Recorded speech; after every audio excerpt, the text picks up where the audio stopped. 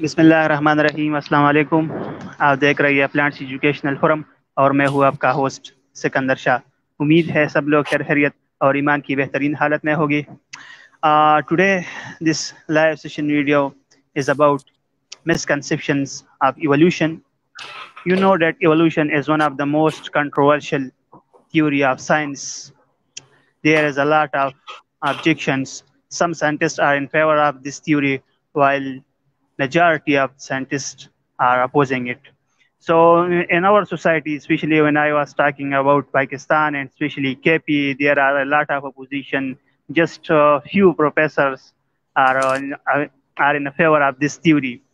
So when I asking about this theory in my university or in my circle, majority of the students or of the researchers are not aware from the basic points of this theory.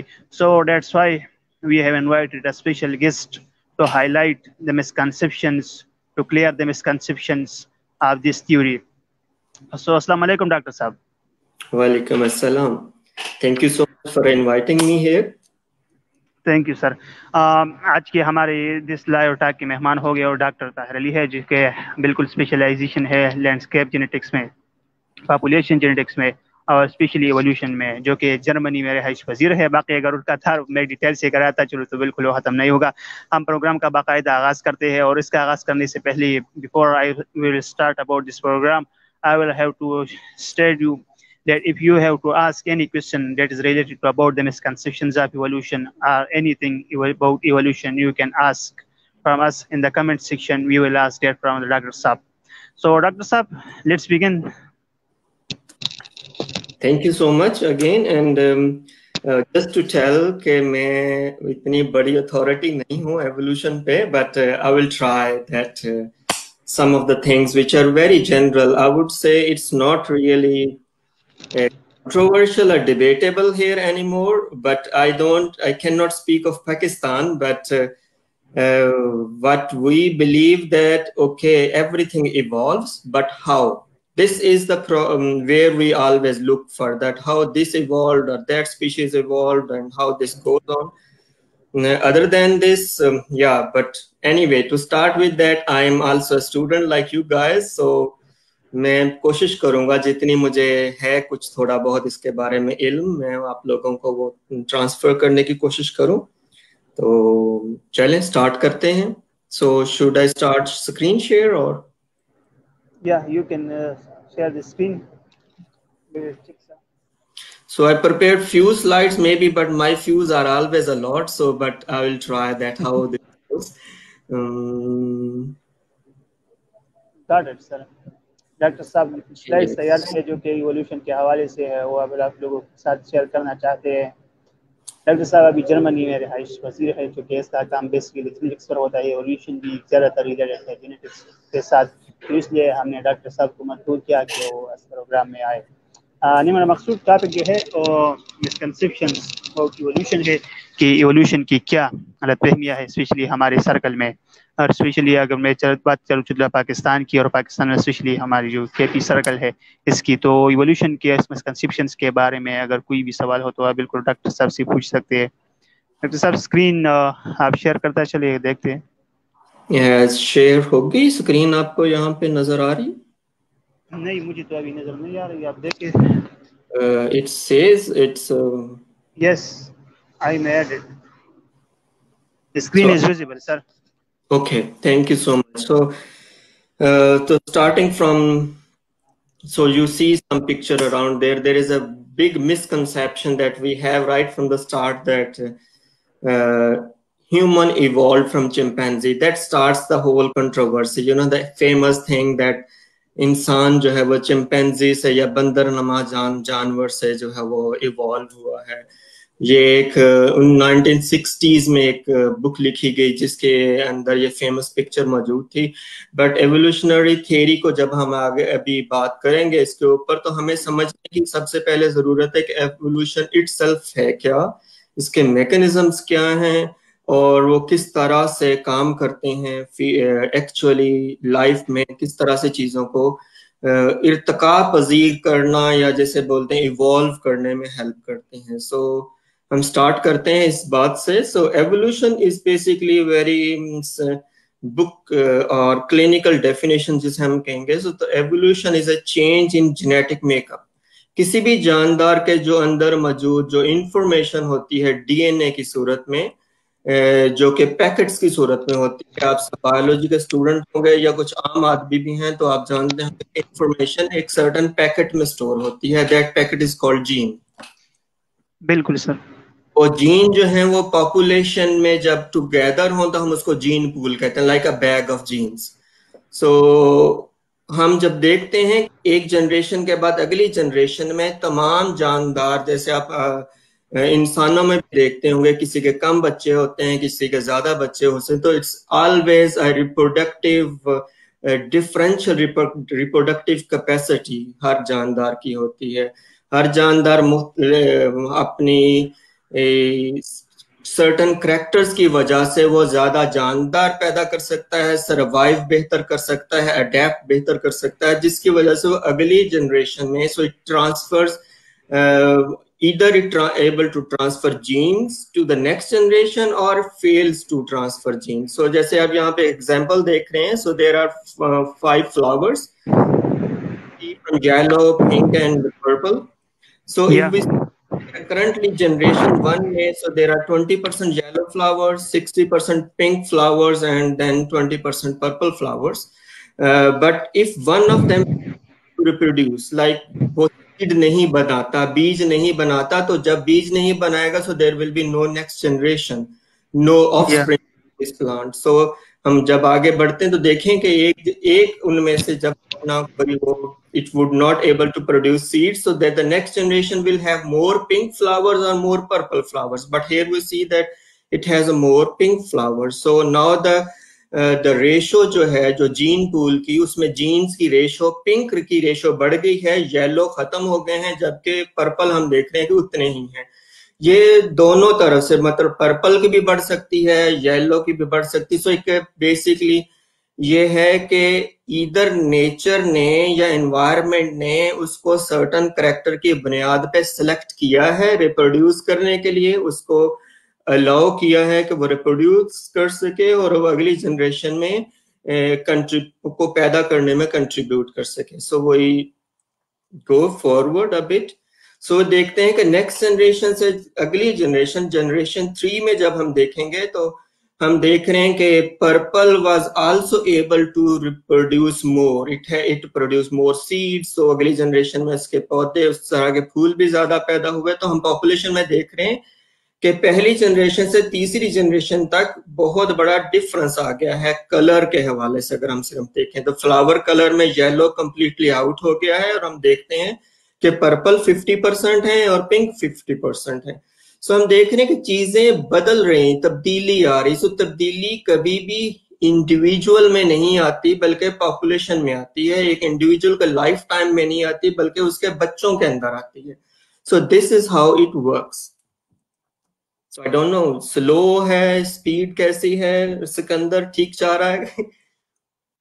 Yes sir, बिल्कुल आपका screen visible है और दिखाई भी दे रहा है। Okay, सो जब हम अभी मैं बात कर रहा था कि evolution, while we talking about evolution, we should consider that individual organisms live, reproduce और die, but they do not evolve.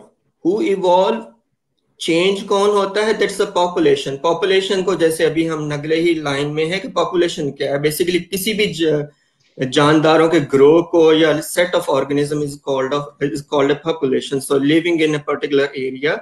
तो जब हम देखते हैं कि फूलों का एक खेत है, पौधों का एक खेत है, so this basically is a population. तो जब उसके अंदर तब्दीली आएगी, तो तब्दीली क्या आती है? एवोल्यूशन। जैसे अभी मैंने बताया पिछली स्लाइड में कि बेसिकली ये चेंज है जीन फ्रीक्वेंसी में। जीन मैंने बताया कि एक पैकेट है इंफॉर्मेशन का। हम अगर पिछले एग्जांपल को लेते हैं, so that's a packet of information that control the colour of the flower.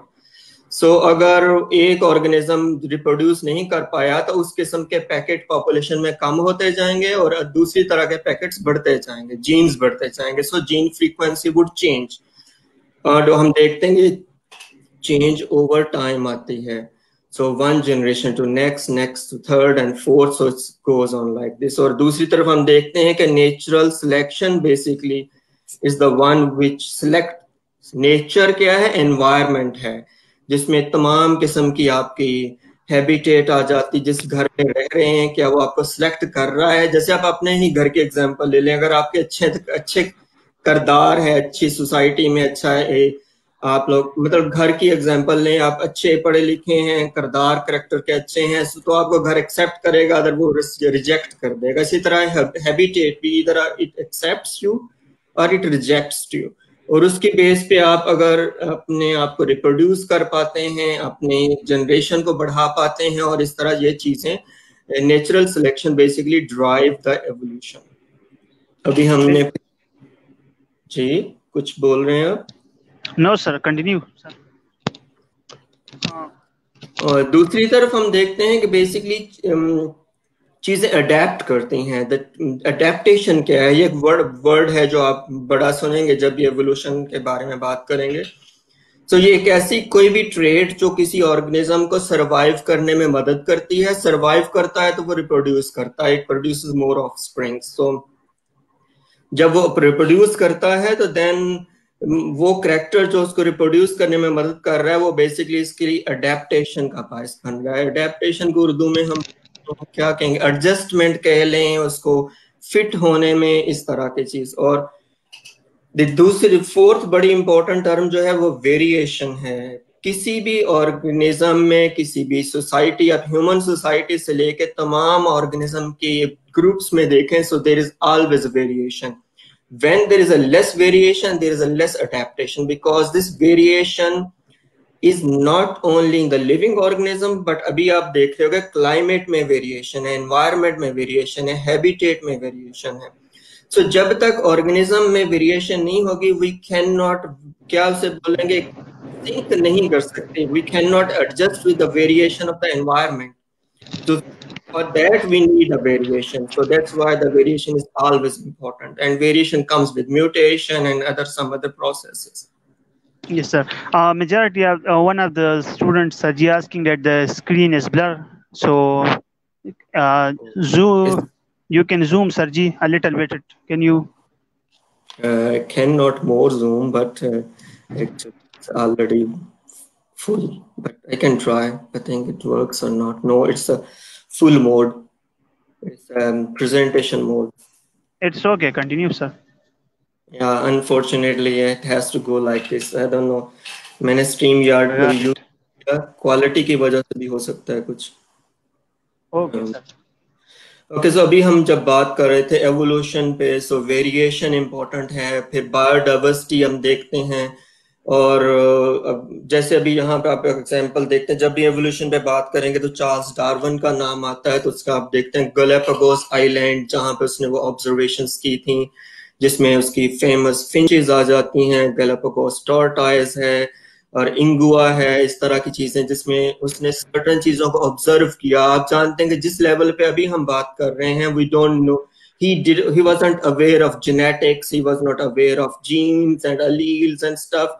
तो उसकी ऑब्जर्वेशन मेनली किस चीज पे बुनियाद करती थी? मॉर्फोलॉजी पे, कि कोई चीज नजर कैसे आ रही है, वो दिखने में कैसी है, उसमें वेरिएशन है, उसमें कलर की वेरिएशन है। जहां पे अभी हम देख रहे हैं ऊपर आपको एग्जांपल नजर आ रही है सर्कल में, दैट्स बेसिकली फिंचेस, जो चिड़िया की तरह का समझ लें परिंदा है, एंड दैट्स उसकी बीक जो थी, वो जो चूंच थी, दैट वाज डिफरेंट। पॉपुलेशन के अंदर बहुत सारे ऑर्गेनिज्म जो थे वो उनकी चूंच का साइज, शेप जो थी वो वेरी करती थी। So that was an observation जो उसके लिए बड़ी इंट्रिगिंग थी, and he thought that what could be the reason for this. और इसी तरह से ही also saw certain Galapagos tortoise. और आप राइट कॉर्नर में बॉटम में आप देख रहे हैं पिक्चर, जिसमें आप देखेंगे टॉर्टॉइस मॉर्फोलॉजी के लिहाज से बड़े डिफरेंट नजर आ रहे हैं तीनों, जो तीन मुख्तलिफ आइलैंड, जिनमें पिंटा है, इजाबेला है या हुड आइलैंड है, तीनों पे टॉर्टॉइस मॉर्फोलॉजिकली डिफरेंट थे। सो ये एक और इस तरह की एग्जांपल थी जिसने उसको में तजस्सुस पैदा किया उसके अंदर, कि ये जो तब्दीली है, ये वेरिएशन है, ये किस वजह से हो रही है, क्यों हुई है और इसकी क्या रीजन है, जिसके पीछे चलते चलते फिर उसने यहाँ पे कुछ चीजें नेचुरल सिलेक्शन के हवाले से, एवोल्यूशन के हवाले से, या फिर वो जो बुक है that's famous book the origin of species लिखी और जिससे सारी डिबेट स्टार्ट होती है। जी, आप कुछ पूछना चाहते? Continue sir. सो ये थोड़ा सा बैकग्राउंड था, मेरे ख्याल में हमारे पास इतना टाइम नहीं होगा कि हम बहुत डिटेल में जाएं, तो but I would come directly to the misconceptions.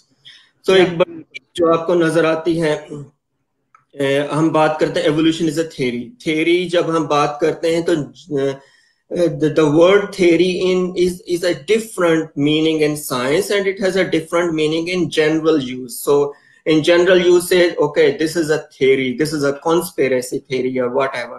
So what does it mean? Like it's a guess. But in science, it's not a guess. For science, theory refers to well-supported explanation और of the facts or certain things, और वो मसलसल अपने अंदर laws, inferences, like results हैं, कुछ conclusions हैं, hypotheses हैं, उनके टेस्ट मसलसल टेस्टेड hypotheses जिसके बुनियाद पे theory डेवलप करती है। और theory और law को हम बड़ा कंफ्यूज करते हैं। We think that okay, hypothesis हमने भी पढ़ा था, because I also did schooling in Pakistan. हम समझते हैं पहले हाइपोथेसिस बनता है, थ्योरी बनती है, देन अल्टीमेटली लॉ बन जाता है। So everything does not work like this. तो theories and laws, there are very famous theories other than evolution also that exist and that does not become to a law, like a theory of gravity आप कह लें, जो कि हर दुनिया का बंदा मानता है, जानता है कि theory of gravity क्या है। theory of thermodynamics है, theory of evolution है। So theory does not has to always become a law. So we see that theories, what theories tell us why something happens. It tells us the explanation of nature. It tells that based on certain evidences. So जैसे बिन बताया atomic theory, और लेकिन उसके मुकाबले में law क्या है? Law predict करता है किसी चीज के होने के बारे में, कि कोई चीज हो इस तरह हो सकती है, मे बी ये फिनोमेनन इस तरह हो सकता है। जैसे आप कहते हैं कि सेब ऊपर से नहीं गिराए छोड़ेंगे तो वो गिरता हुआ नीचे पहुंचेगा। सो द न्यूटन लॉ जैसे हम कह रहे हैं, वो भी बेस्ड ऑफ एविडेंसेस होता है, अगेन प्रिडिक्टेबल आउटकम्स देता है। But on the other hand we see things evolve. हम जानदारों में देखें कि इंसान, पौधों में, बैक्टीरिया से किसी लेवल पे हम चले जाएं, कॉम्प्लेक्सिटी पे, हम देखते हैं कि हम ऑब्जर्व करते हैं कि चीजें तब्दील होती हैं। आप अपने एनवायरनमेंट में भी देखते होंगे। सो इन वेरिएशन, इन चीजों के इवॉल्व होने के, बतदरीज इवॉल्व होने के अमल को हम एवोल्यूशन कहते हैं। और इसमें इंपॉर्टेंट फैक्टर जो है थ्योरी ऑफ नेचुरल सिलेक्शन है, जो कि डार्विन ने प्रेजेंट की थी। अगर हम इसको टेस्ट करते हैं, theory of evolution of survival of the fittest को, तो ये बेसिकली सर्टेन फैक्ट्स के बुनियाद पे हम पूरी तरह देख सकते हैं। इसको समझने में कोई मुश्किल नहीं है। और फैक्ट्स और इन्फ्रेंसेस लाइक ए कंक्लूजन जो हम फैक्ट्स की बुनियाद पे बनाते हैं। सो फैक्ट 1 आप इसमें देखें, पॉपुलेशन है रैबिट्स की, जिसमें आप देखें कि उसमें कुछ डार्क ग्रे हैं और कुछ लाइट ग्रे और इंडिविजुअल्स हैं। और हम देखते हैं कि पॉपुलेशन हमेशा स्टेबल रहने की कोशिश करती है, तो प्रोड्यूसेस ऑर्गेनिजम्स एंड बट हमेशा ऑर्गेनिज्म जो पैदा करती है किसी भी पॉपुलेशन, वो उसकी सपोर्ट करने की कैपेसिटी से ज्यादा होता है। क्योंकि आपने पढ़ा होगा, ये तो मैट्रिक में से स्कूल से पढ़ते आ रहे होंगे कि रिसोर्सेज हमेशा लिमिटेड होते हैं और पॉपुलेशन का साइज हमेशा ज्यादा होता है। So then there is a competition. So कौन सर्वाइव करेगा? जो फिट होगा। द फिट, आप नो कि वो क्या फिट होगा? फिट वो होगा जिसको नेचर एनवायरनमेंट सपोर्ट करेगी। क्या करने के लिए? ऑफस्प्रिंग पैदा करने के लिए। क्योंकि वो जिंदा रहेगा तो ऑफस्प्रिंग पैदा करेगा। अब कुछ जिंदा नहीं रहेंगे, कुछ सर्वाइव नहीं कर पाएंगे, तो they can not reproduce offspring. तो जब ऑफस्प्रिंग नहीं पैदा करेंगे तो they can not give their body colour. जैसे इसमें आप देख रहे हैं लाइट ग्रे और डार्क ग्रे। अगर लाइट ग्रे वाले रिप्रोड्यूस नहीं कर पाएंगे तो अगली जनरेशन में साजार है लाइट ग्रे कलर के रैबिट कम होंगे। सो ये कोई ऐसी साइंस नहीं है जो कि समझ में ना आए। आप देखते हैं कि चीजें अगर रिप्रोड्यूस नहीं करेंगे तो अपने करैक्टर नेक्स्ट जनरेशन में कम डिलीवर कर पाएंगे। तो हम अभी आगे देखते हैं कि जैसे जैसे ये हम इसमें बढ़ते जाएंगे आगे तो चीजों को देखेंगे तो ये बड़े आसानी से ऑब्जर्व किया जा सकता है कि पॉपुलेशन में रंग की बुनियाद पे, हाइट की बुनियाद पे या किसी और कैरेक्टर की बुनियाद पे हम तब्दीलियां देखते हैं। सो जैसे आप अभी अपने ही भी देखें, आप अपने पेरेंट या ग्रैंड पेरेंट से बात करते हैं तो वो कहते हैं कि ह्यूमन जो लोग थे आपके ही इलाकों में वो स्ट्रॉन्गर थे, हाइट में बड़े थे या वो, लेकिन अभी हम नस्ल देख रहे हैं कि वो कैसे मतलब छोटी और थिन से और मतलब तब्दीलियां, मॉर्फोलॉजिकली तब्दीलियां आ रही हैं। और ये जरूरी नहीं कि ये जीन की बुनियाद पे ही हो, कुछ जो होंगे वो जेनेटिक फैक्टर है, कुछ एपीजेनेटिक फैक्टर हैं जिसपे हम आगे जाके थोड़ा सा बात करेंगे। सो जैसे दूसरा मिसकंसेप्शन है कि evolution means that life changes by chance. Okay, there is a chance, जैसे अभी हम बात कर रहे थे कि if the organism has a chance to reproduce, but the chance is one thing, but chance किस बुनियाद पे है ये चीज हम भूल जाते। चांस की बुनियाद या बेस है basically characters, certain characters that the environment select this organism for, because if it has a certain character that is suitable to the environment, it allows that organism to reproduce. तो उसके अलावा तो जिसको अभी हम बात करें नेचुरल सिलेक्शन की, सो अगर हम एवोल्यूशन को हमेशा कहें ये चांस की थ्योरी है तो chance basically a part of this, then it also selection that is a important part, so natural selection is another important part. And then comes, अभी आप देख रहे हैं कि देयर आर अदर फैक्टर, जैसे आप इस इन्फोग्राफिक्स में देख रहे हैं कि सिलेक्शन है, म्यूटेशन है, माइग्रेशन है, जेनेटिक ड्रिफ्ट है। जो बायोलॉजी पढ़ते हैं वो जानते होंगे ये टर्म्स को, मैं इतना ज्यादा डिटेल में नहीं जाऊंगा। म्यूटेशन आप देखते हैं कि जब हमारा एक सेल से दूसरे सेल की कॉपी बनती है तो उस कॉपी बनने के दौरान जीन जो हमारा जो डीएनए एक नई कॉपी बनती है।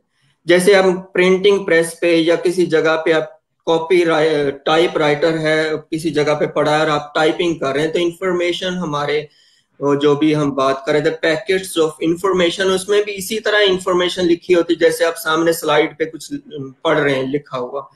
तो अगर वो इंफॉर्मेशन को लिखते गलती हो जाती है तो मिस्टेक जो होती है वो चेंज का बायस बनती है, म्यूटेशन का बायस बनती है।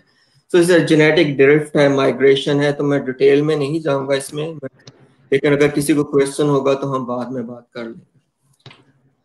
अभी हम आगे देखते हैं कि ये बड़ा मिसकंसेप्शन है कि हम कुछ चीज को हासिल करने की विश करता है ऑर्गेनिज्म तो एवोल्यूशन उसको वो प्रोवाइड कर सकती है। जैसे अभी आप यहाँ पे कार्टून देख रहे हैं, दिस इज द बीवर। अगर आप लोगों को किसी ने, ये बेसिकली फ्रेश वाटर इकोसिस्टम का है शायद ऑर्गेनिज्म है, but it cuts the trees, tree trunk को खाता है, लकड़ी को। इसके टीथ बड़े स्ट्रॉन्ग होते हैं।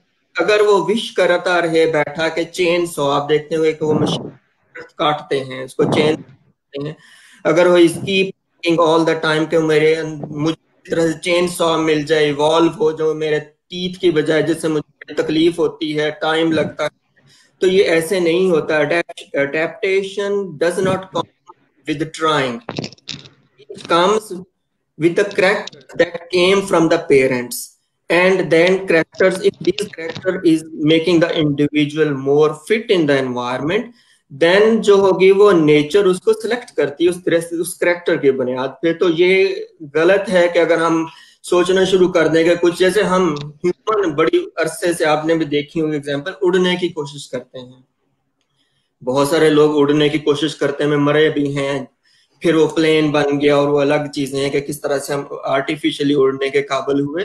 लेकिन हमारी ये विश जो कि सदियों से है उड़ने की, कभी भी पूरी नहीं हुई। तो इवॉल्व हम ऐसे नहीं कर सकते कि हम कोई विश हमारे अंदर आए और हम चीज को सोचना शुरू करें और इवॉल्व करें, बल्कि कैरेक्टर और सिलेक्शन बड़ी इंपॉर्टेंट चीज। और character always come with the genes and genes comes from your parents.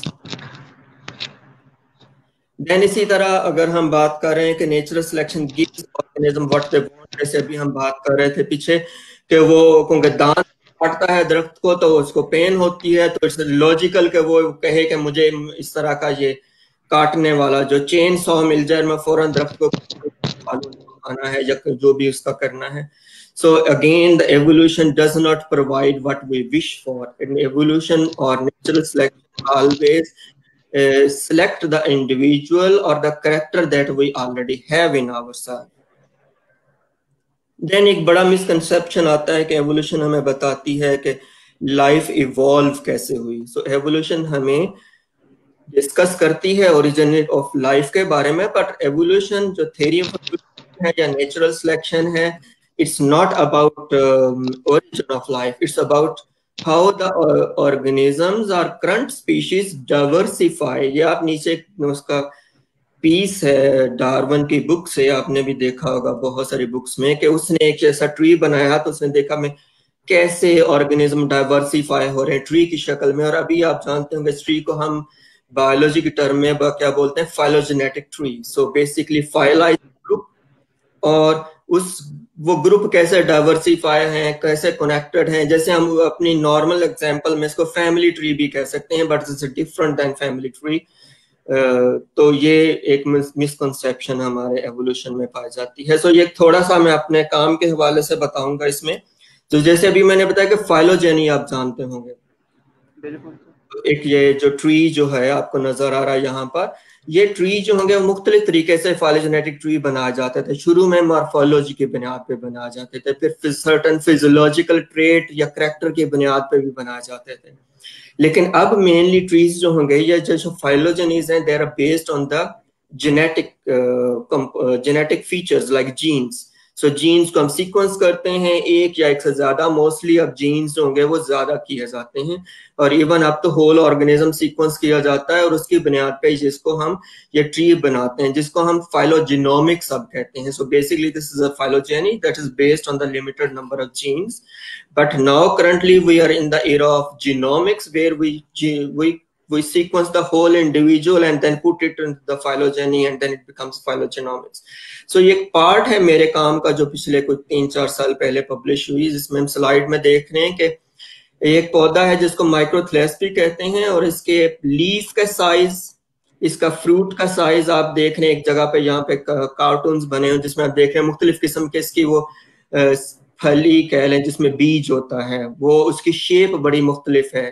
तो हमने एक फाइलोजेनेटिक ट्री बनाया जिसमें सारे कैरेक्टर्स को हमने, इसकी मॉर्फोलॉजी को भी देखा, उसके जेनेटिक्स को भी देखा, उसके क्रोमोसोम नंबर को भी देखा. सो बेसिकली हम यहाँ पे आप देख रहे हैं, मैं इसको ज्यादा डिटेल में एक्सप्लेन नहीं कर पाऊंगा, थोड़ा टाइम है, लेकिन आप यहाँ पे एक साइड पे लेफ्ट कॉर्नर पे आप देख रहे हैं एक आपको नजर आ रहा है जिसको हम पीसीए कहते हैं, प्रिंसिपल कंपोनेंट एनालिसिस, जो कि जिसके लीफ की शेप, उसकी साइज क्या है, उसकी लेंथ क्या है. इसी तरह आप फ्रूट की वो देखें, फ्रूट के अंदर एक एंगल सा होता है, उसका एंगल क्या है, उसका साइज क्या है, उसकी लेंथ और विड्थ क्या है. तो उसकी बुनियाद पे आप देख रहे हैं कि इसमें आपको 3 मेन सर्कल नजर आ रहे हैं, एक रेड है, एक पर्पल है, एक पिंक है.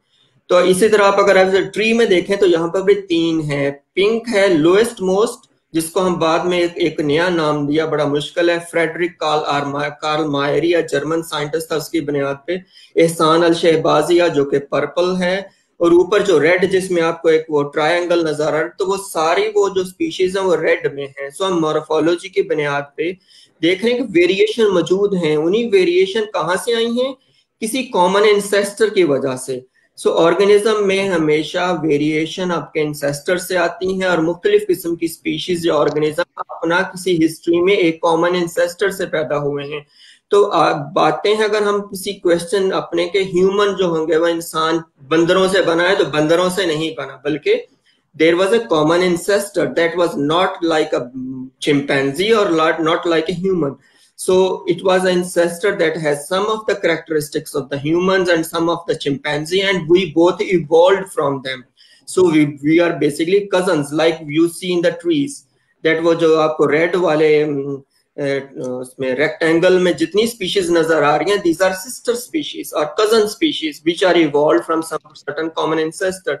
So ये एक ऐसी चीज है जिसको हम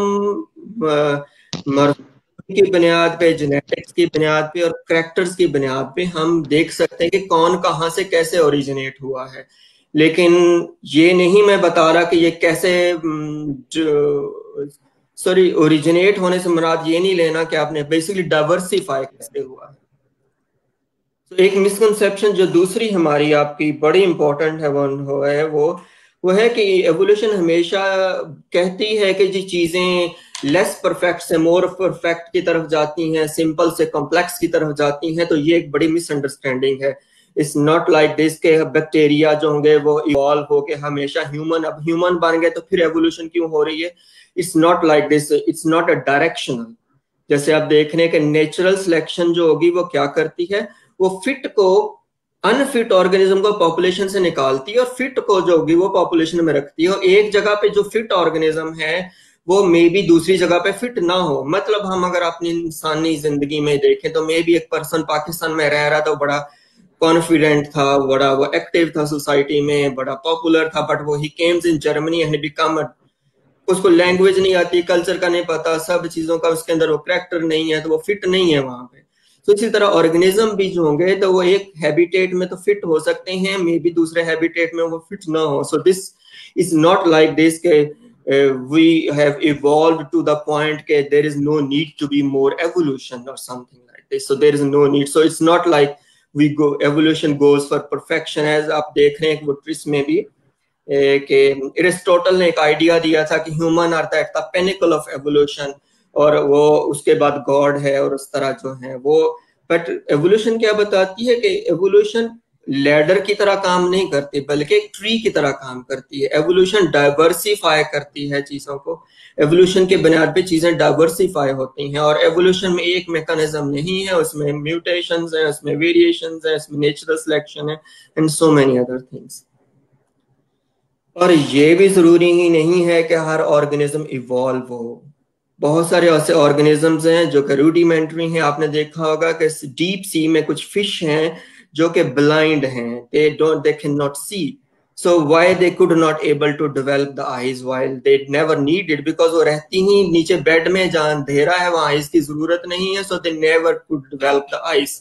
so जरूरी नहीं कि चीजें हमेशा लेस सिंपल से कॉम्प्लेक्स की तरफ या मोर जो जैसे हम देखते हैं कि परफेक्शन की तरफ जाए। अभी देखें ब्लू ग्रीन एल्गी है और अदर फॉसिल आपको ऑर्गेनिजम्स नजर आ रहे हैं। So it's not always like this that organisms have to change. Organism only or population only change when there is a need. When there is no need कहाँ से आती है? एनवायरमेंट से आती है। एनवायरमेंट चेंज है, एनवायरमेंट के अंदर तब्दीली है, तो ऑर्गेनिज्म या स्पीशीज के अंदर तब्दीली आएगी। That is natural. देन ये भी मैंने 2-3 बार बात की कि human evolve from chimpanzee. It's not like that, as I said that evolution बताती, अभी आपने ट्री ऑफ लाइफ पढ़ा होगा कि तमाम ऑर्गेनिजम्स जो होंगे वो कहीं बैक हिस्ट्री में एक ऑर्गेनिज्म से इवॉल्व हुए हैं, डेवलप हुए हैं। So basically history of life, sorry tree of life आप पढ़ रहे होंगे जो डेवलप हो रहा है, बढ़ता जा रहा है। सो हम ये देखते हैं कि डिसेंट विद मॉडिफिकेशन, कि हमेशा एक जनरेशन दूसरी जनरेशन में कुछ मॉडिफिकेशन जो कि वो ट्रांसफर करती है, क्योंकि म्यूटेशन होती है। और जब ये रिप्रोडक्टिव सेल्स बनते हैं, जैसे स्पर्म कह लें या एग्स कह लें इन केस ऑफ एनिमल्स, या हम क्या बोलते हैं इन केस ऑफ प्लांट्स कह लें, पोलन कह लें या ओवम कह लें इन केस ऑफ। तो जब भी ये रिप्रोडक्टिव सेल्स बनते हैं तो उनके बनने के दौरान जो भी म्यूटेशन होती हैं उनके बुनियाद पे मॉडिफिकेशंस होती हैं, और मॉडिफिकेशन के बुनियाद पे नया जो ऑर्गेनिज्म बनता है दैट ईदर मोर फिट और less fit depending on the natural selection either. So it's like, so जैसे अभी हम बात कर रहे हैं कि ये ह्यूमन जो होंगे they are basically cousin tribe कह लें, ग्रुप कह लें, फाइला कह लें, जो कि चिंपैंजी का है, और it has 90 to 99% DNA identity with them. It does not mean that we have evolved from chimpanzee, but there was some common ancestor। जैसे आप राइट साइड पे ट्री देख रहे हैं जिसमें येलो कलर का कॉमन एंसेस्टर है जो कि जिससे इवॉल्व हुए हैं A, B और C तीनों। So it does not mean कि A evolved from B और B evolved from A, but के वहां पे कॉमन एंसेस्टर था जो कि पहले था अब नहीं है। हो सकता है अब भी कुछ चीजों के, बहुत सारी चीजें हैं जो कि फॉसल रिकॉर्ड्स की सूरत में हमें मिलती हैं, उनके ट्रेसेस हमें मिलते हैं। so that's like also major misconception। I don't know how much time is this, but I will try next 5 or 10 minutes I'll try to finish। या बिल्कुल डॉक्टर साहब का एक नेक्स्ट एक दूसरा सेशन भी है, तो बिल्कुल डॉक्टर साहब कोशिश करेंगे कि इस तकरीबन 10 मिनट नेक्स्ट 10 मिनट में जितना भी हो सके वो लेक्चर डिलीवर करें। जी डॉक्टर साहब कंटिन्यू करें। Thank you. सिकंदर को क्वेश्चन हो तो आप पूछ सकते हैं रोक के बीच में, मतलब जरूरी नहीं बिल्कुल कि बिल्कुल सर, यकीनन यही क्वेश्चन है जो कि सारे मिसकंसेप्शन इससे रिलेटेड है। बाकी जिसका भी क्वेश्चन हो जो भी हो बिल्कुल वो पूछ सकते हैं। ठीक जी सर कंटिन्यू। है। दूसरा, जैसे अभी हम बहुत सारे लोग कहते हैं कि एवोल्यूशन एक ऐसी साइंस है जिसको ऑब्जर्व नहीं किया जा सकता, जबकि ये ऐसा नहीं है। Evolution is observable and testable. So जिसका आप मेजर तब फॉसल रिकॉर्ड्स की सूरत में आप देखें कि हमें बहुत सारा डाटा मिलता है जो कि हमें बताता है कि चीजों की ऑर्गेनिज्म जो होंगे वो बोन्स की एनाटॉमी ही अगर देखें तो हम देखते हैं कि चीजें चेंज हुई हैं over the time. So evolution is only talking about changing. It's not always like एक स्पीशीज से दूसरी स्पीशीज बन गई। ये हो सकता है कि एक स्पीशीज भी ही एक से मुख्तलिफ मराहल से गुजरती हुई वो तब्दील हुई और उसका रिकॉर्ड भी हमें फॉसिल की सूरत में मिल सकता है। और ये भी मिल सकता है कि चीजें स्पीशीज जो होंगी दे और originated from common ancestors in the past. So there are many lines of evidences that we can have. It comes from biochemistry, fossils and comparative anatomy. और जैसे हम देखेंगे फ्रूट फ्लाई का आपने एक्सपेरिमेंट्स पढ़े होंगे जिसमें म्यूटेशंस होती हैं and then we can see morphological change. और ये एक नीचे आपको फिश नजर आ रही है जो गपीज कहलाती हैं और उनके अंदर भी हम बड़ी छोटी छोटी माइक्रो म्यूटेशनल चेंजेस की बुनियाद पे हम ऑब्जर्व कर सकते हैं उनके अंदर मॉर्फोलॉजी में आने वाले चेंजेस को। So it's not like that के एवोल्यूशन जो होगी, एवोल्यूशन अगर आपने ये भी देखा होगा माइक्रो एवोल्यूशन और macro evolution. Macro evolution is basically the एक स्पीशीज से दो स्पीशीज का बन जाना, तीन का बन जाना, चार का बन जाना, ये भी आप देखते हैं बायोजियोग्राफी के लेवल पे। सो आप बायोजियोग्राफी पे अगर आप कॉन्टिनेंट्स के ब्रेक डाउन होने के अमल को देखें, जिससे आप आपने पढ़ा होगा पेंगिया था, गोंडवाना था और देन मोर कॉन्टिनेंट इवॉल्व है, तो उसके बुनियाद पे भी हम देखते हैं कि जब ऑर्गेनिज्म एक दूसरे से मेट नहीं कर पाए थे, वो सेपरेट हो गए थे, तो देन वो एक से ज्यादा स्पीशीज में चेंज हो गया और उसका हमें फॉसल रिकॉर्ड और बायोजियोग्राफी से एविडेंस मिलता है। तो ये अगेन एक छोटी सी स्लाइड है, मैं अपने काम से दिखा रहा हूं, जिसमें हम देखें कि ये एक जो पहले मैंने अभी पौधा दिखाया आपको माइक्रोथ्लेस्पी, जो कि उसके अंदर हम जेनेटिक्स या जेनेटिक मेकअप की बुनियाद पे उसके अंदर डाइवर्सिटी देखते हैं। आप देखेंगे कि ये जो ज्यादा रेड है वो ज्यादा डाइवर्स पॉपुलेशन है, जो ज्यादा ब्लू है वो लेस डाइवर्स पॉपुलेशन है। और हम देख रहे हैं कि ज्यादा डाइवर्स पॉपुलेशन कहाँ पे मौजूद है, सदर्न यूरोप में, टर्की में और इन एरियाज में। लेस डाइवर्स कहाँ पॉपुलेशन मौजूद है, आप चाहे नॉर्थ में, नॉर्दर्न यूरोप है, सेंट्रल यूरोप है, ये पार्ट जो, क्योंकि वहां पे क्यों, वहां आइस एज थी। आइस एज ने वहां से उन ऑर्गेनिज्म को या तो माइग्रेट करने पे मौजूद फोर्स किया या वहां पे वो डाई आउट हो गई और वो कहाँ सर्वाइव की, साउथ में, क्योंकि साउथ में आइस नहीं थी। सो हम देख सकते हैं इन ऑब्जर्वेशन का डाइवर्सिटी के बुनियाद पे पॉपुलेशंस कहाँ पे पुरानी थी, वो कैसे माइग्रेट की कहाँ। तो इस डिटेल में मैं ज्यादा नहीं जाऊंगा, बट ये थोड़ा सा आपको दिखाना था कि बायोजियोग्राफी ये माइक्रो एवोल्यूशन और मैक्रो एवोल्यूशन जो होंगी उसको हम ऑब्जर्व कर सकते हैं। इसी तरह आप यहाँ पे देखें एक और इसी तरह उसी डाटा से एक रिलेटेड स्लाइड है, जिसमें आप देखें तीन कलर आपको नजर आ रहे हैं, ग्रीन नजर आ रहा है, पर्पल नजर आ रहा है, ब्लू नजर आ रहा है। सो ये बेसिकली होल जियोग्राफिक रेंज है इस ऑर्गेनिज्म की, जिसमें हम देख रहे हैं तीन किस्म की उसमें ग्रुप्स हैं उसके अंदर। इसको सब स्पीशीज तो नहीं हम कहेंगे, हम इसको जीनोटाइप कहेंगे। अगर आपने पढ़ा होगा ये बायोलॉजी में कहीं, ये तीन जीनोटाइप नजर आ रही है और ये जीनोटाइप आप उसको जेनेटिक्स के बुनियाद पे आइडेंटिफाई कर पा रहे हैं। तो आप ये भी देख सकते हैं इसके बुनियाद पे कि ये तीन जीनोटाइप कहाँ से बनी, कैसे ओरिजिनेट हुई, कैसे माइग्रेट हुई, कैसे पहुंची आगे। तो ये भी आप अब इस तरह के मॉडल्स मौजूद हैं जिसमें आप जेनेटिक डाटा, मॉर्फोलॉजिकल डाटा और फिनोटाइपिक डाटा उसमें डालें, एनवायरमेंटल डाटा डालें और यू कैन मॉडल इट के कहाँ से। जो इसको मैं समराइज करता हूँ इसी स्लाइड, तीन स्लाइड्स को जो मैंने शुरू में दिखाई, कि ये तीन जीनोटाइप थी जिसको हमने मॉडल किया और हमने आइडेंटिफाई किया कि ये ऑर्गेनिज्म की जो इंसेस्ट्रल जीनोटाइप थी वो कोकेजिया या ट्रांसकोकेजिया, जैसे हम आर्मेनिया का एरिया कह लें, वहां से ओरिजिनेट हुई हैं।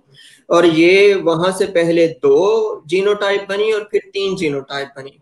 पहली दो जीनोटाइप जो थी उनमें से एक जीनोटाइप जो वो अनाटोलिया में थी, आपने आजकल बहुत सुना होगा अनाटोलिया का नाम, अगर आप वो अर्दुगुल देख रहे हैं तो वहां पे ये नाम जो टर्की का था वो यूज होता है। सो दो अनाटोलिया, दूसरी जो थी वो सेंट्रल एशिया में जाती है। सो एक स्पीशीज दो जीनोटाइप में डिवाइड हुई, किस वजह से? Because it was separated because of environment character. तो करैक्टर कहाँ पे थे? वो जीन पैकेट्स में थे। तो अब उसके बाद हम देख रहे हैं कि वो फिर जो थी वो दोबारा स्प्लिट होती है और एक यूरोप में जाती है और एक सदर्न यूरोप में, एक नॉर्दर्न यूरोप में। सो ये वो फैक्ट्स हैं जिनको मॉडलिंग के जरिए जेनेटिक डाटा के बुनियाद पे ऑब्जर्व कर सकते हैं। सो मैं कॉन्फिडेंटली कह सकता हूं कि एवोल्यूशन होती है। कैसे होती है ये डिबेटेबल है, बट हम इस पे कंट्रोवर्सी नहीं क्रिएट कर सकते कि एवोल्यूशन नहीं है या ये थियरी है, ये लॉ क्यों नहीं बना या चीजें। तो मैं आखिरी स्लाइड है जिस पे आता हूं मैं, एक दो मेरे ख्याल में शायद रह गई हैं। So there is a famous saying from an evolutionist that there is nothing in biology that makes sense except in the light of evolution. अगर हम एवोल्यूशन को एज ए थियरी एक्सेप्ट नहीं कर सकते तो हम बायोलॉजी में कहीं पे भी कुछ काम नहीं कर सकते। बायोलॉजी में चीजें बेस करती हैं जेनेटिक्स पे, जेनेटिक्स बेस करता है जीन्स पे, और जीन्स बेस जो होंगे वो पॉपुलेशन में एक फ्रीक्वेंसी में होते हैं, वो फ्रीक्वेंसी चेंज होती है। जब भी जीन की फ्रीक्वेंसी चेंज होगी पॉपुलेशन इवॉल्व करेगी, चेंज करेगी, बदलेगी।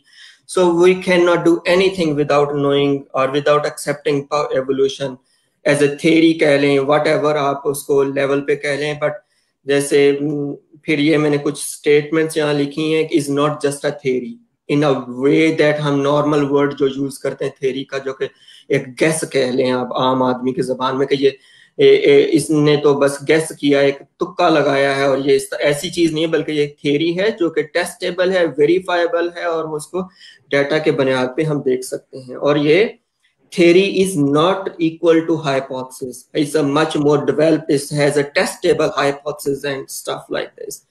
और हम देखते हैं कि इसकी कोई डायरेक्शन नहीं, जैसे भी मैंने बताया कि थ्योरी का ये मतलब नहीं है, एवोल्यूशन ये नहीं कहती कि बैक्टीरिया से ह्यूमन बन गया है, एक डायरेक्शन थी और अब एवोल्यूशन की जरूरत नहीं, बल्कि एवोल्यूशन हमेशा चीजों को डाइवर्सिफाई करने में मदद करती है, या एवोल्यूशन के बुनियाद पे चीजें चेंज होती हैं बिकॉज एनवायरनमेंट चेंज हो रहा है। एनवायरनमेंट जब तक चेंज हो रहा है एवोल्यूशन कंटिन्यू रहेगी। There is no evolution not reaching a pinnacle और एंड पॉइंट, इसका कोई गोल नहीं है। डार्विन ने इसको डिस्कवर नहीं किया, बल्कि आप जानते हैं कि इससे पहले भी लेमार्क का आइडिया था, उसके बाद एरिस्टोटल थे, वेलस था, बहुत सारे लोग जो थे इसको कंट्रीब्यूट करने वाले थे। बट आप जानते होंगे कि उसने लेमार्क ने बताया था कि जिराफ उसकी नेक लंबी हो जाती है, बिला वो एक चीज में ठीक था कि एवोल्यूशन होती है, वो वट तक सही पहुंच गया था कि व्हाट इज एवोल्यूशन, चेंजेस, तब्दीली चेंज होती हैं, बट वो हाउ वहां पे वो मिस्टेकन था, बिकॉज नेक जो होगी वो हमारे विश से या खींचने से लंबी नहीं होगी अगली नस्ल में, बल्कि वो जीन्स की वजह से हुई है। और so basically it's not controlled by epigenetics. अभी मैं बता रहा था कि कुछ चीजें एनवायरनमेंट जो होंगी उनके सिग्नल की वजह से जीन अपना एक्सप्रेशन चेंज कर लेते हैं, जीन करैक्टर की शेप को, करैक्टर की अपीयरेंस को चेंज कर सकते हैं, उसको हम एपिजेनेटिक्स कहते हैं। और वो क्रोमोसोमल लेवल पे डील करती, जीन लेवल पे डील नहीं करती, बट है कि वो फिर आगे ये कुछ कॉम्प्लेक्सिटी है। फिर ये थोड़ा सा एक आपको कार्टून नजर आ रहा है जिसमें आप देखें कि जब हम अपनी फैमिली की बात करते हैं तो ये मेरी फैमिली, तो ये एक स्ट्रेट लाइन नहीं है। आप फैमिली ट्री की बात करेंगे तो family tree is very complicated. आपके कजन्स हैं, सेकंड कजन्स हैं, थर्ड कजन्स हैं, पेरेंट्स हैं, ग्रैंड पेरेंट्स हैं, तो ये इस तरह का ट्री होता है। तो ये इसी तरह का ह्यूमन जो फाइलोजेनी है, it's not like that chimpanzee से सीधा हम ह्यूमन बन गए हैं, बल्कि वो एक कॉम्प्लिकेटेड ट्री है, और उस ट्री की बुनियाद जो होगी वो बेस जो है किसी कॉमन इंसेस्टर पे है। So evolution is not like that we are evolving from fish to human or chimpanzee to human, but एक आप यहाँ नीचे देखेंगे वहां पे कॉमन इंसेस्टर के बुनियाद पे ये चीजें जो होंगी वो इवॉल्व होती हैं। अभी मैं इसकी तरफ आता हूँ, क्यों जरूरत है एवोल्यूशन की? एवोल्यूशन को समझना जरूरी है, इसको मानना क्यों जरूरी है? चंद एक मैं बातें यहाँ पे लिखी हैं। इनकाउंटेबल, अनसरमाउंटेबल अमाउंट ऑफ फैक्ट्स हैं जो कि बगैर अंडरस्टैंड नहीं कर सकते। जैसे भी मैंने बताया ये तमाम बायोलॉजिकल सिस्टम इवॉल्व करते हैं, प्लांट इवॉल्व करते हैं तो पैथोजन करते हैं। आप देखा होगा ये अभी वायरस जो था, ये वायरस अभी पहली बार नहीं आया था, ये सार्स वायरस भी था, अगर आपको याद हो 2008 या 6 में कहीं चाइना में ये पहले भी फ्लू वायरस आया था, but it has evolved. And जब वो इवॉल्व हुआ, जबकि ह्यूमन जो होंगे वो हमने किसी हद तक अपनी वेरिएशन को कंट्रोल किया हुआ है। हम सर जी जी, सॉरी, अगर ये स्लाइड स्क्रीन मतलब स्लाइड्स खत्म हो गए हो तो इसको रिमूव करें ताकि स्क्रीन फुल हो जाए। देखते हैं अगर बाकी कोई स्लाइड हो। हाँ हाँ जी, ये खत्म हो गई है, मैं जी इसको सर। कर देता हूँ ताकि आप वापस उस पे आ जाए, मैं भी अपनी तस्वीर देख पाऊँ कैसे लग रहा हूँ 10 मिनट के बाद। तो हम लोग चंद एक बातें आखिरी में बताऊंगा और उसके बाद आप फिर 5-10 मिनट जो क्वेश्चन का सेशन है उसको करेंगे। तो अभी ठीक है जिसमें सर। कहा कि एवोल्यूशन, क्योंकि चीजें इवॉल्व हो रही, इवॉल्व होने से मतलब ये नहीं है कि लेस पेचीदा से मोर पेचीदा, यानी कि फिर मेरी इंग्लिश और उर्दू मिक्स हो जाती, कॉम्प्लेक्स हो, सिंपल से कॉम्प्लेक्स हो रही हैं, या वो लेस फिट से मोर, मतलब बल्कि की चीजें तब्दील हो रही हैं। जब इर्तका, जैसे आपने बात करते हैं कि चीजें इर्तका पजीर हैं, तो जब कोई पैथोजन इवॉल्व हो रहा है तो उसका मतलब है एवोल्यूशन को समझना है कैसे इवॉल्व हुआ। अगर हम उसको कंट्रोल करना चाहते हैं, हम अपना पैथोजन जो कि क्रॉप्स का पैथोजन हो सकता है, इंसेक्ट हो सकता है, ह्यूमन का पैथोजन हो सकता है, जैसे कि वायरसेस वगैरह हैं, बैक्टीरिया हैं, अदर, हमने उसकी एवोल्यूशन को जब तक समझेंगे नहीं, उसके तब्दील होने को समझेंगे नहीं, हम उसको कंट्रोल नहीं कर सकते। और बहुत सारी चीजें हैं जैसे वैक्सीन का बनाना, वैक्सीन के बनाने के हवाले में, सो बहुत सारी ऐसी चीजें हैं। ऑलमोस्ट बायोलॉजी, जैसे मैंने अभी पहले एक बताया, फेमस साइंटिस्ट की कोट थी कि बगैर एवोल्यूशन के हम कुछ भी नहीं समझ सकते बायोलॉजी में। So evolution is not controversial. What people make it sometime controversial or talk about, or scientists talk about it, how evolution is happening. एक स्पीशीज में एक तरह से हुई, दूसरी में दूसरी तरह से हो सकती, तीसरी में तीसरी तरह से हो सकती, चौथी में चौथी। तो इसके एविडेंसेस भी हैं और इसके बारे में चीजें भी और मौजूद हैं। So I think that was all I want to say may be, but अगर आपके थैंक पास यू कुछ। Sir. Thank you for such an informative lecture. बिल्कुल जिस तरह के डॉक्टर साहब ने बात की कि एवोल्यूशन होती है और होती रहेंगी, लेकिन ये डिबेटेबल नहीं है। लेकिन डिबेटेबल ये है कि होती किस तरह है। बिल्कुल और साइंटिस्ट के दरमियान भी ये डिबेटेबल है कि होती किस तरह है। एक स्पीशीज में एक तरह से होती है और दूसरी स्पीशीज में जिस तरह है। डॉक्टर साहब ने बिल्कुल यकीनन कुछ मिसकंसेप्शंस के बारे में बात की, जिसको मैं कुछ थोड़ा सा रिवाइज करता चलूँ। जिसमें यह है कि बहुत से लोग ये कहते हैं कि एवोल्यूशन तो एक थ्योरी है और इतना गुजरने के बाद ये ला नहीं बन सका। तो बिल्कुल साइंस में बहुत सारी ऐसी थ्योरीज है और थ्योरीज बिल्कुल बहुत ही अहमियत के हामिल होती है साइंस के लिए और साइंस के लहजे में। जिस तरह की डॉक्टर साहब ने बात की थ्योरी ग्रेविटी, बिल्कुल जी, एटॉमिक थ्योरी, ये सब एक्सेप्टेबल थ्योरीज है और बिल्कुल जानी मानी थ्योरीज है और साइंटिस्ट इस पर बिलीव करती है। दूसरी बात के बाकी लोग कहते हैं कि इवोल्यूशन को हम देख क्यों नहीं पाते। तो बिल्कुल इवोल्यूशन को हम देख इसलिए नहीं पाते कि ये लाखों करोड़ों सालों पर मुहित एक अमल है। इसको आप 60 ईयर्स में किस तरह से देख पाते हैं। इसको अगर आपने देखना है इवोल्यूशन, तो बिल्कुल आपने हजारों नहीं, 10,000 नहीं बल्कि लाखों साल जीना पड़ेगा। इसके बाद आपको किस तरह से इवोल्यूशन दिखाई देना पड़ेगा। दूसरी बात, तीसरी बात जिस तरह के डॉक्टर साहब ने कही कि इवोल्यूशन जो है ना बिल्कुल भी फ्रॉम द बिगिनिंग स्पीशीज को जो है ना वो मॉडर्निज्म की तरफ ले जाती है, तरक्की बरकरारी की तरफ ले जाती है। जो बिल्कुल इसी की एक मिसाल ट्रांसजेंडर भी है। ट्रांसजेंडर ऐसा है कि बिल्कुल वो तो इवाल इंसानों की तरह इवाल तो बिल्कुल नहीं गया, मानो हमारे मुआशरे में बिल्कुल इसी तरह का सर्वाइव कर सकता है, स्पेशली अगर मैं रिप्रोडक्शन के हवाले से बात करूँ। बिल्कुल डॉक्टर साहब, यकीनन नाजरीन ने बिल्कुल इस प्रोग्राम से बहुत सी कुछ सीखा होगा। डॉक्टर साहब का कोई आखिरी पैगाम आप देना चाहते हैं? मैं एवोल्यूशन के वाले जनरली, मैं वैसे स्टूडेंट्स को जो हैं यहाँ पे पाकिस्तान में मौजूद हैं, सो मैं यही कहना चाहूँगा बेसिकली, क्योंकि अगर हम मुसलमान भी हैं तो इंसान जो होगा वो कुरान पाक में भी अल्लाह ताला ने जिक्र किया है कि समझो और सीखो, इंसान दिमाग को इस्तेमाल करो। अल्लाह ताला ने अकल इसीलिए दी है कि चीज़ों को परखने, जांचने और समझने की कोशिश करें, और अपने इर्द गिर्द के मौजूद जो चीज़ें हैं, जिसमें आपके एनवायरनमेंट है, एनवायरनमेंट में मौजूद पौधे हैं, जानवर हैं, आपके इंसान हैं, जो कुछ भी है उसको आप ब्लाइंडली चीजों को एक्सेप्ट ना करें, बल्कि उसकी तहकीक करें, उन पर जुस्तजू करें, उनको समझने की कोशिश करें। और समझने के लिए आपको थेरीज की जरूरत है, हाइपोथेसिस की जरूरत है, एक्सपेरिमेंट्स की जरूरत है, तो वो करें, सीखें और मिक्स ना करें। साइंस और इस्लाम में ये बहुत बड़ी डिबेट, पुरानी डिबेट है, ऐसा कोई कॉन्ट्राडिक्शन नहीं है साइंस और इस्लाम के बीच में। हमें कुछ साइंस ऐसे नहीं बताती कि मेरा इस्लाम खत्म हो जाता, खतरे में पड़ जाता अगर मैं साइंटिस्ट हूँ,